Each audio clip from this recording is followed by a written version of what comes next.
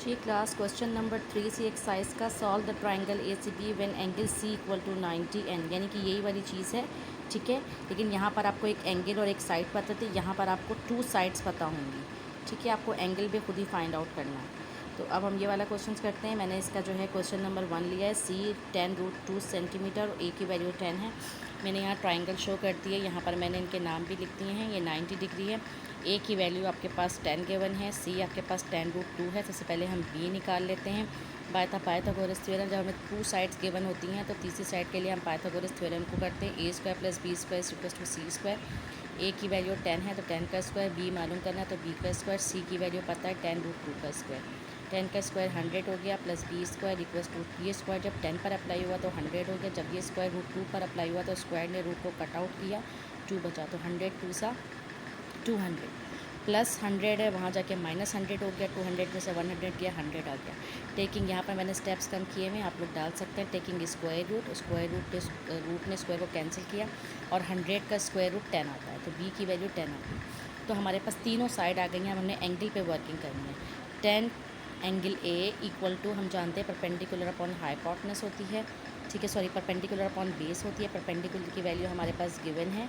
ठीक है, 10 यहाँ आप लिख दीजिए अपने आसानी के लिए कि ये परपेंडिकुलर है। ठीक है, और ये आपकी बेस है, सही है, और ये आपका ये है। ठीक है ना, तो एंगल ए के लिए, सॉरी, अगर एंगल ए के लिए बात करेंगे तो क्या हो जाएगा, एंगल ए के लिए ये नहीं, ये परपेंडिकुलर होगा और ये बेस होगी।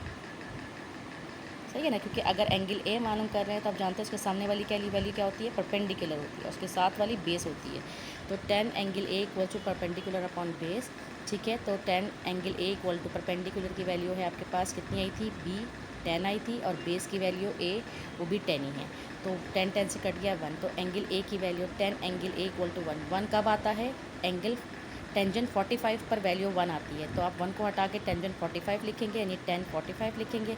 टेंजेंट से कैंसिल हो गया, एंगल ए इक्वल टू 45 हो गया। जब आपके पास एक एंगल आ गया और एक एंगल आपको पता है 90 डिग्री का है, तो फिर आप वही करेंगे, angle A plus angle B plus angle C equal to 180। Angle A की वैल्यू 45, बी आपको मालूम करनी है, सी भी पता है आपको 90 है। दोनों वैल्यू पॉजिटिव इक्वल टू दूसरी साइड पर जाके नेगेटिव हो जाएंगी, तो बी भी 45 ही आ जाएगा। सही है।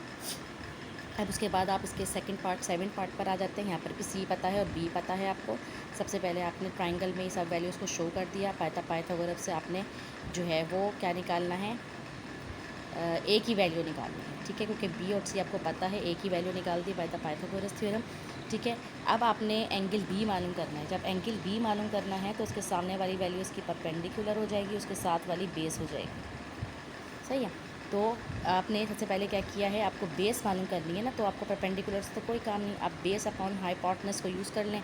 तो जो है cos angle B equals to base upon hypotenuse, cos angle B equals to base की वैल्यू 4 आई है यहाँ पर, और हाइपोटेनस 8 के बराबर है। कट आउट किया 1/2 है। 1/2 कब आता है कॉस में, जब एंगल 60 होता है। कॉस 60 1/2 के बराबर है।